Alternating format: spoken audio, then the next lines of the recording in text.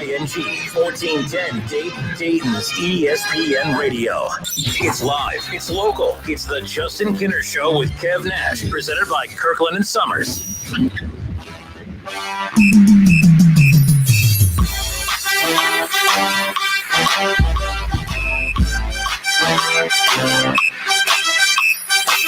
All right, we are off and rolling here on a Thursday. Happy opening day, everybody. It's the Justin Kinner Show with Kev Nash, presented by Kirkland and Sommers, the divorce and family law firm of the Miami Valley area with 5 attorneys to meet your needs. That's right. It's opening day. It's officially here. And I finally sensed a little excitement. I felt a little emotion from baseball fans. NFL has kicked ass. Let's just be honest. NFL has absolutely dominated the headlines. March Madness has come in a close second. The NBA has been sprinkled in there. I understand why baseball has really not been at the tip of the tongue of everyone as far as conversations are concerned. But there's just something special about opening day, even on this beautiful winter day in April. It is what it is, but it feels like, I'm pumped for this game coming up here. 4:10, the first pitch. Kevin and I, we're going to hand it off to Tommy Thraw and the Cowboy and the Reds radio crew again. They'll take over at 3:40, but we got a lot to get into in just a 40-minute stretch here, Kev. I'm going to give my record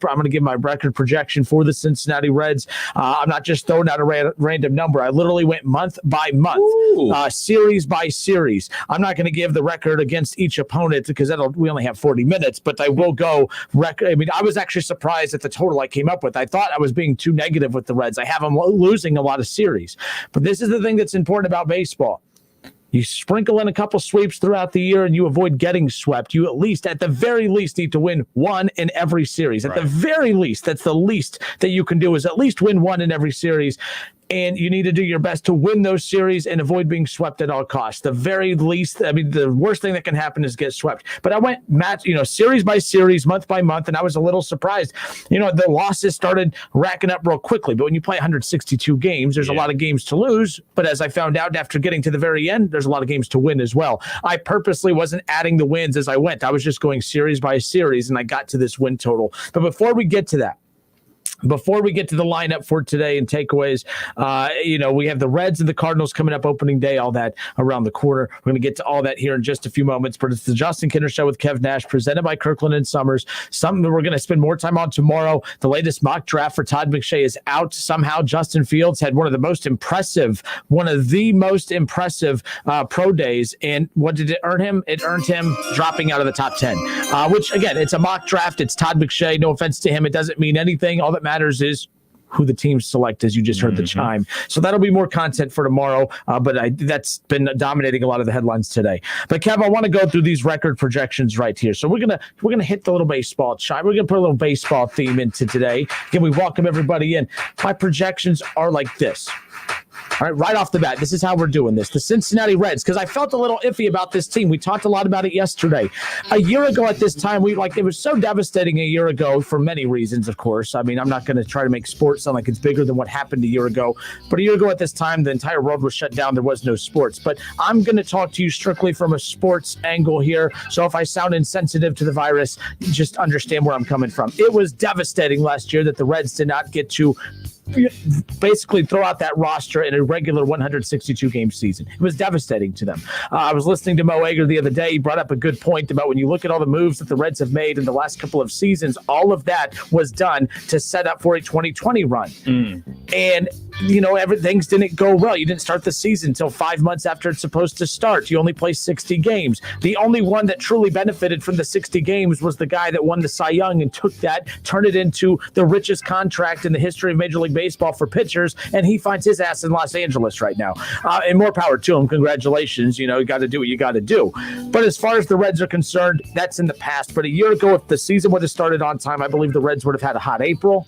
The fans were super excited. Everyone was pumped and jacked. They loved the fact that the Reds had gone all in the offseason and spent a record amount of money. They had the highest payroll in the history of the franchise. It was unreal.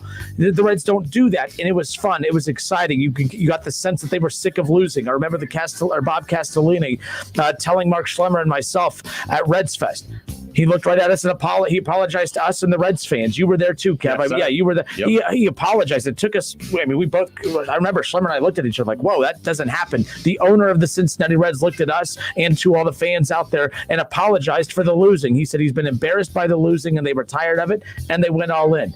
So we have to understand that this roster is pretty much the exact same, minus Trevor Bauer. And for everyone that says, well, he was a Cy Young winner, what do you mean that this roster is the exact same? A year ago at this time, you didn't know he was a Cy Young pitcher. A year ago at this time, we were talking about, man, can Trevor Bauer even get back to just average status? Because he was well below average after coming to Cincinnati at the trade deadline, coming from Cleveland the season before that. So with that being said, I went month by month. And the month of April is so damn important. It is so dang important because the Reds don't win in April. They have had so many losing Aprils to kind of kick off the season. That's your tone setter. You know, if you look at the records that they've had in April, I mean, they haven't had a winning April since 2013. 2013 is the last time this Cincinnati Reds team had a winning record in the month of April, and it is very, very important that they get off to this. We're going to do a little 3 up, 3 down before I get to my records or my projected records, Kev. A little 3 up, 3 down. 3 reasons to feel good about the Cincinnati Reds team in 2021. Right off the bat, again, you have Luis Castillo and Sonny Gray. I think they have the best 1-2 punch in the entire NL Central. Those two alone, as long as health, just assuming health, as long as health is a part of this, I think the Reds are set as far as having the best 1-2 punch in the NL Central. I bring that up because as long as those two are consistently staying out on the mound, those are 2 almost guaranteed wins right off the bat if you're Cincinnati, especially if the offense improves to the point to where these 2 pitchers, these dominating pitchers, are going to have run support. The return, speaking of the offense, the second reason why I'm confident and feel optimistic about the Reds in 2021 is because with the return to normalcy, whatever this normalcy is, but the return to the season starting in April, full 162-game season, you know, everything playing out as it should, just with a little bit of COVID, you know, COVID's obviously still here, but overall the return to normal, I think, is going to elevate the play of Mike Moustakas, Nick Castellanos, Eugenio Suarez. You have Jonathan India being added into the mix. I mean, I love what this lineup is going to look like for the Reds. I know they were bad last year. They were one of the worst hitting teams in baseball. But that's not who they are. That's who they were last year, but that's not who they are. One down season doesn't mark you. That doesn't give you your identity. I think the Reds were going to really see who they are. That's why I talked about that with Tommy Thrall, the voice of the Reds yesterday. You know, it's safe to say we haven't even seen the best of this lineup yet. And the lineup got hot just in enough time in the final 11 games to punch their ticket to the postseason last year. This team has all the makings of being one of the top offensive teams in baseball. And I think that by returning to normal, whatever normal is, obviously, I think that that's going to mean big things for the Reds offensively. And then I think that the bullpen is way better than people are giving it credit for. I don't like that they moved Michael Lorenzen into the rotation. I liked Michael Lorenzen in the bullpen. I like that 1-2 punch of having Michael Lorenzen and Amir Garrett. I love the addition of Sean Doolittle, who has not been the same for a couple years now, but I think with Derek Johnson and the Reds pitching staff and the Reds pitching coaches, I think that they could do wonders with him if he hits. If Sean Doolittle hits, along with the way Amir Garrett looks right now, TJ Antone has taken his game to the next level. If you look at all of those moving parts right there, I think that the Reds, and you had Sims into the mix, I think the Reds have I think they have a sneaky, quiet, very good bullpen that is going to make up a lot of ground for the Reds here in 2021, especially in the month of April, especially when you consider that the Reds are shorthanded due to injuries. And that brings me to my 3 up, 3 down, the concern part. I gave you my 3 positives. Here's my 3 negatives. The 3 things I'm concerned about. Health. Yep. Can they stay healthy? That's really that's a very generic, boring answer because, well, everybody has to worry about health. But health is very important, mainly because this Reds team's already beat up. Mm-hmm. You know, you're hoping to get, there was a tiny setback, whatever that means for Michael Lorenzen, a tiny setback. Sonny Gray, you're hoping to get a couple more weeks into April before you get to see him. Health is going to be very important. Joey Votto's in the lineup today. They did not expect him to be back by opening day, but yet here he is. Again, he missed the final 2 to 3 weeks of spring training after testing positive for COVID-19. My second reason for concern is the month of April. As I talked about, they have not had a winning April, Kev, since 2013. They went 15-11 in the month of April back in 2013. But from 14 all the way to now, they have set the tone in a dud way. I mean, a boring, horrible way. The fans have checked out by the month of April because this team buries themselves. The month of April is so important. Today's game is so important as setting the tone. And then my third reason, did I mention health? Health is my third and biggest concern. That's a lot. That's a lot. I will let you talk. You are allowed to talk, by the way. No, the thing I just kept rambling. The thing about baseball, the season is so long. So when guys do get hurt and they say they're on the DL for 2 weeks, people don't get bent out of shape. But come September and your team misses the playoffs by 3 games, people always get upset. And that's why I say, yeah, it's a long season, and people it's a long season line. Like, no, every game counts, because at the end of the season, all these games add up, and then you hear people scrambling to try to get wins and try to come up with number calculators to figure out, all right, man, if we just win these 5 in a row and we can make the playoffs. The chances you winning 5 in a row are unlikely in baseball. This ain't basketball. You know what I'm saying? So, like, every game counts, and getting off to a hot start, even though it's freezing cold outside, is very important for every baseball team, especially the Reds, who haven't been able to get off to a hot start in April in a long time. My team that I root for, the Cleveland baseball team, they're terrible in cold weather. That's why I always worry about them at the beginning of the season. Like in July and August, Cleveland baseball team plays good baseball. But in the early starts of the year where it's cold and in the playoffs, they're terrible. All right, it's the Justin Kinner Show with Kev Nash, presented by Kirkland and Sommers right here on 1410 ESPN Radio. So now I've given you my 3 up, 3 down, my 3 reasons why I'm optimistic about the Reds in 2021, and 3 reasons why I'm concerned. Did I mention health? Health is going to be key when it comes to this team. If you want to give us a call, 457-9464, that's the number you can call in and jump in on the conversation. I give you my 3 up, 3 down. I want to hear from you, the Reds fans. What's your 3 up, 3 down? What's 3 reasons you feel confident and 3 reasons you're concerned? You don't have to give all 6. If you just want to give one of each, give us a call at 457-9464. You can also head to Facebook, search The Justin Kinner Show, or watch it live on ESPN Dayton's YouTube channel. And in the comment section, give me one reason why you're optimistic about the Reds in 2021, and give me the number 1 concern you have about the Reds in 2021. So, Kev, you've been on me about the record of this team, and I went month by month, and I broke the total wins down by month without adding it up throughout. I just started going, okay, they're going to take 2 or 3 from this team. I think they're going to drop 3 to 4 to this team. The Dodgers scared the hell out of me. The Mets, man, they just, speaking of the Mets, speaking of your Cleveland baseball team, Lindor just signs a mega deal with the Mets. Good for him. He got paid. That's what he wanted, and he definitely has earned it, and he got it in New York. How about that? So with that being said, the month of April, and if you're watching on Facebook and YouTube, I have the graphic right up here to have a little fun with this. The Cincinnati Reds, Kev, my projected record for the Cincinnati Reds after going month by month. Okay, I didn't say, I think this is an 80-win team, so I'm going to give them 80 wins. No. It added up to 85 at the very end. I have the Reds putting going in the grunt work. 85 and 77 is the projected record that I have. They're going to win between 80 and 85 games is my projection for the Cincinnati Reds. How long did that take you? About an hour. About an hour. Because then I had to go back and make sure it all added up correctly. But I have the Reds projected to win 80 to 85 wins, games on the season. 85-77 is the record I have them finishing up with. 47-43 is what I have the record at the All-Star break. Now, the most important record that all I care about is because they cannot get to 85-77 if they do not have a winning month in April. So, for the first time in a long time, for the first time since 2013, I have the Reds having a winning record in the month of April. And that's without knowing when Michael Lorenzen's going to be back. That's knowing that we are not going to see Sonny Gray for a couple of weeks. I have the Cincinnati Reds in the month of April going 14-11, having their first winning April since 2000. That's going to be huge, or 2014. But the last time they had a record above 500, Kevin, the month of April was 2013. They went 15-13. Here's their record in the month of April since 2014, though, 62-90. The Reds have won a combined 62 games in the month of April since 2014, and they have lost 90 games. The Reds have shot themselves in the foot on multiple occasions in the first month. So for them to get to the 85 projected wins that I have them getting to, which is a lot, if you were just going to say, throw out an estimate of how many wins I think this team's going to get, I would have said 70 to 80 in that range. So when I did this little practice here and got to the end, I'm at 85. It might be a little high, but I think it's not going to be much lower than that. 80 to 85 wins is what I'm projecting for the Reds, just mainly because I think this offense is going to take off, being in a little bit more controlled, regular type of setting when it comes, to this baseball season coming up. Back to the new normal. All right, 457-9464. I have the Reds projected to win 85 games.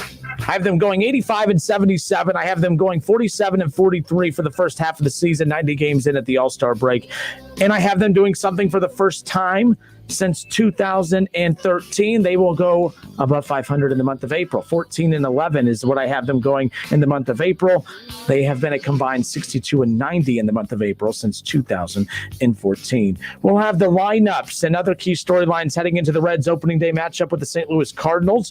We'll have Luis Castillo on the mound. 3:40 the pregame. We'll hand it off to Tommy Thrall and the Cowboy coming up around the corner. We'll have your Reds lineup, and we'll dissect that lineup and talk about some of the other big news in Major League Baseball when we come back.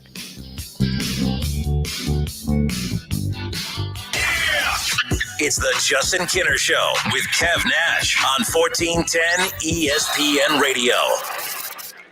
ESPN 1410 Wing AM weather. This afternoon will be mostly cloudy with scattered snow showers, a high near 38. Tonight's also going to be mostly cloudy with scattered snow showers, a low around 22. And tomorrow's going to be mainly clear, a high near 46. I'm Pete Spivak for 1410 ESPN Radio. Don't overpay for glasses. Get 2 pairs and a free exam for just $69.95. That's not just a better deal. It's America's best. Book your exam online today. Goodyear knows the importance of keeping momentum as you head down the stretch. Momentum starts with movement. It's pulled from the air like a contested rebound. Momentum builds with steals and fast breaks, and is proven by deep threes as the shot clock expires. Momentum is how we change the game. And now it's time to discover where it can take us. Goodyear, more driven. It's time for some straight talk. Your tax return could look different this year, but you're still going to hear a lot of noise about how to spend it. So when the big carriers tell you to splurge on the latest nonsense, just tune it out. With Straight Talk, you can get a Samsung Galaxy A51 for just $199. Plus, get the $45 unlimited talk, text, and data plan with no contract on America's best networks for up to 50% less. Tune out the nonsense and tune in to Straight Talk. Straight Talk Wireless, no contract, no compromise. Spring forward at Banana Republic Factory with 50 to 70% off everything. Shop season favorites from colorful dresses to easy tops from $19.99. Find your nearest store or shop online only at Banana Republic Factory. Enjoy 50 to 70% off almost everything at Gap Factory and gapfactory.com. Shop tees from $6.99 and joggers from $24.99. Plus extra 15% off online. Exclusions apply. Shop the sale through April 6th. You have empty office space to fill or home office to create. You know what you need. You know what you'd like. But you also have a pretty good idea after you've shopped around the usual places what you need and what you like might not happen. Well, then you haven't been to Charles Larrick's Warehouse Outlet. Nobody has their selection. Nobody has their discounts. And every week there's something new. If you need office furniture, Larrick's Warehouse Outlet can sell it to you for half the price and below manufacturer's selected prices. Half price and below on hundreds of items. Selection from budget to the best. Really, desks from $50 to $5,000. Filing cabinets from $25 to $500. Before you go anywhere else, do yourself a favor and come to Larrick's Warehouse Outlet. With 25,000 square feet of selection, you're not going to go anywhere else. Larrick's Warehouse Outlet at 23 McOil Avenue, Dayton. Open Monday through Friday, 9 to 6. Larrick's, continuing the tradition. Hello, it's John Kozik, founder and president of TurboTrack Realty, and I buy houses as is, fast for cash. Call me today for an all-cash offer on any of your properties, and we can close within days at 614-362-2000, 362-2000. Do you own a property that's outdated and needs thousands of dollars in repairs? Great, I'll buy it. I'm a private real estate investor who can solve your real estate problems fast for cash. Do you want to sell and just be done with it? Okay, great. I buy vacant properties, boarded up houses, pre-foreclosures, and inherited properties. I also buy apartment buildings, rental portfolios, divorce homes. I even buy my tenant won't pay me the rent houses. I look forward to solving your real estate problems today. Give me a call for an all-cash offer at 614-362-2000, 614-362-2000. Now at Menards, save big money in your next project with 11% off everything. Freshen up your home with a new coat of Dutch Boy Platinum Plus paint. It features stain shield technology, providing up to 50% more stain resistance and washability. A gallon of flat is $28.98 after 11% rebate. Get 11% off everything now at Menards. Good through April 3rd. Savings are a mail-in rebate. Some exclusions apply. See store for details. Save big money at Menards. Hi, my name is Brian Sommers, and I'm an attorney with Kirkland and Sommers. We are a law firm dedicated to divorce and family law. We have 2 locations serving Miami Valley, one near Austin Landing and the other in Troy. Remember, we're not part-time divorce and family lawyers. We're full-time here for you. Kirkland and Sommers, trusted and experienced. A family law practice dedicated to serving you. Visit them online at kirklandandsommers.com. That's Sommers with an O. kirklandandsommers.com. Hey everyone, it's CJ McCullum, host of the Pull Up Podcast. Whether it's after a tough game or practice, there's nothing better than a nice hot shower to get you feeling your best. And the crucial part of that process is the body wash you use. The new Dove Men plant-based body wash is different because it uses plant-based cleansers and moisturizers. It's clean, it's fresh, and it leaves your skin feeling healthy and hydrated. Relax your body and mind. Shower with the new Dove Men plant-based body wash. Experience the Dove Men Plus Care plant-based line for yourself. Buy it now at Walmart and Target.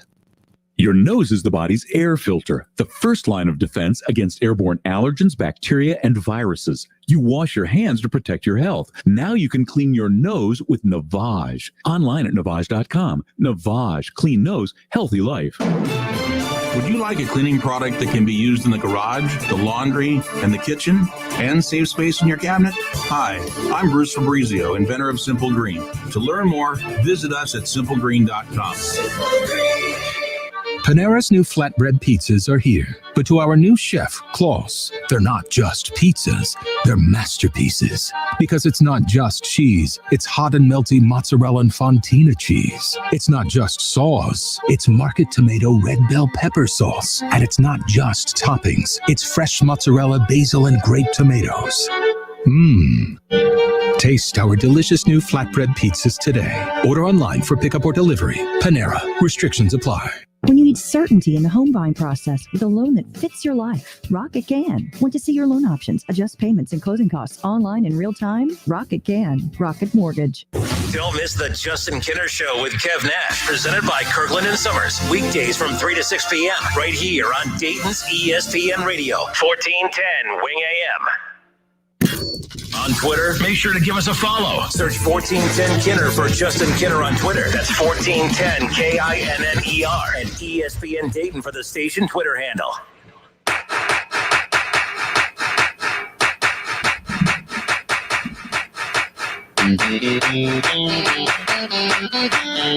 All right, we are back. I'm Justin Kinner. He's Kev Nash. Happy opening day. We got Reds baseball coming up just about 18 minutes from now. We'll hand it off to Tommy Thrawn, the Cowboy. Again, Reds opening day. The Cincinnati Reds, the St. Louis Cardinals, game 1 of 3. The Reds will be in action today, coming up at 4:10. That'll be the first pitch. Off tomorrow, and then you'll have the Cardinals on Saturday and Sunday. 4:10 the first pitch on Saturday, 1:10 the first pitch on Sunday, and then the Reds welcome in 3 with the Pirates, which it's nice to have a team like the Pirates early on, especially when you're talking about trying to set the tone. I think that this is a very, keep in mind, the month of April, people kind of overlook it. It's exciting because it's the start to the season, but the Reds have been out of it by the end of April, not counting last year just because of the wonky, adjustment of the season due to COVID. But the Reds have been out of it in the month of April for 6 straight seasons now. So the month of April is very important. You can't win you can't win a World Series in April, but you sure as hell can lose one. That's always the annoying saying that's oversaid, but it could not be any more true. Like the Reds are, they could go undefeated in April and still miss the playoffs. But if you lose a ton of games in April, you're not making the playoffs. So winning is very, very important when you kick things off in the month of April, and that's going to be something that the Reds have to focus on. Again, they've won a combined 62 games since the year of 2014. From 2014 to now, they've won a combined 62 games in the month of April. That is unacceptable. The Reds need to find a way to get it done. I have them going 14-11 this month, which it's not great. It's not like they're going to be 10 games over 500 by any means, but being over at or above 500 to start the month of April is a good. That means you found a way to balance through some of the injuries early. You were able to kind of escape some series with some W's that you really needed. That is going to be key for the Cincinnati Reds here, not just in the month of April, but throughout the entire season. They do have some tough series coming up. I do have them getting swept. I have them going 14-11 in the month of April, Kev, but I do have them getting swept by the Dodgers coming up later in the month of April as well. I got a feeling a lot of teams are going to get swept by the Dodgers. I mean, I'm looking at this and I'm like, the Dodgers, man, they worry me. The Mets, they worry me too. I mean, the Mets still have some holes, but that's going to be a team that's the team that I look at the way I looked at the Reds last year, where I thought the Reds were going to play off of that high of the momentum of going out and getting Shogo Akiyama, getting Mike Moustakas, Nick Castellanos. I know Wade Miley wasn't a huge get, but I mean, that's a good veteran arm, a good lefty to put. Now he was he was impacted by injuries last year. But that's going to be key, as far as that's concerned moving forward. Now, when you look at who made the roster, so the 25-man roster was officially 26-man roster. They expanded it, obviously, put that out. As far as your pitchers are concerned, here's your 26-man roster for the Cincinnati Reds. You have TJ Antone, you have Luis Castillo, obviously Jose De Leon, Carson Fulmer, Jeff Hoffman. I mean, there's a lot of names that you're saying, who? But a lot of these guys are filler guys for right now until this Reds team can start to get healthy. But Tyler Mahle, Sal Romano made the roster. How about that? And Lucas Sims. But as far as the lefties are concerned, Sean Doolittle, Amir Garrett, Wade Miley, and Perez. So they have, a little bit of balance as far as righties, lefties is concerned. At catcher, Tucker Barnhart, Tyler Stevenson. Tyler Stevenson made the 26-man roster to start the season.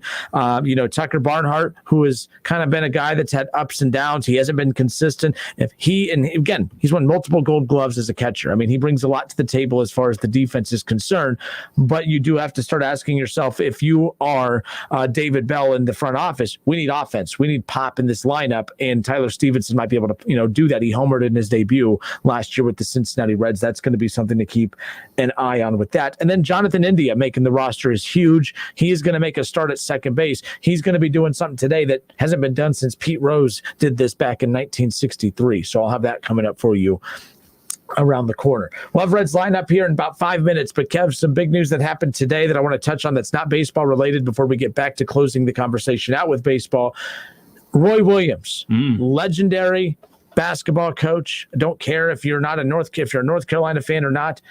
He retired today unexpectedly. I've been waiting for that April Fool's type of joke. We haven't come across one yet. I didn't believe it at first. I was a little hesitant. I was like, man, their PR team's horrible. Why would you release that on today? Why would you release that on opening day? You want to honor your coach, and it's getting buried behind opening day, which does concern me. Why was this expected? Was this a surprise?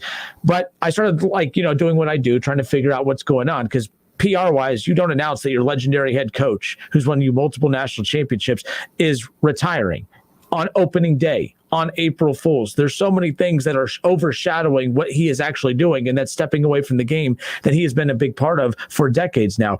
But the reason is because the story had leaked, and they didn't want the story to leak from multiple sources without them being the main ones that put it out. So I did find that out. The main reason they put that out today, they were waiting until tomorrow. They did not want to have it kind of flooded with opening day and draft talk and everything else. They were waiting for tomorrow to do it in the morning, but that is basically what ended up happening, unfortunately. But that's huge. Yeah. That's huge. Yeah. He saved the program. Let's be clear, man. After the great Dean Smith retired, Bill Guthridge took over the program, a longtime assistant at North Carolina. That didn't work out. Then a former player, Matt Doherty, was on the championship team with James Worthy and Jordan and those guys in '82. He took over for like 2 or 3 seasons. It was a train wreck. Now, after Bill Guthridge retired, they tried to get him, Roy Williams, to come from Kansas. He said no. He turned down the alma mater and the place where he learned the game of basketball. He turned him down to stay at Kansas and everything like that. And it was after the actual national championship game lost that Kansas had to Syracuse. It was so many rumors going into that Final Four because they already let Matt Doherty go. And I remember that interview after the championship game. They asked him about it. He's like, I'm not thinking about no GD North Carolina right now. I got a bunch of guys in my locker room who are in tears. I'll worry about North Carolina some other day. Right now, it's all about Kansas. And that struck me. It's like, yo, everybody wants to go home. Everybody wants to go back to, it's North Carolina. Like, it's the powerhouse program in college basketball. And he took the time to care about his guys that were on his team currently. Then a couple of days later, it came out he was going home and everything like that.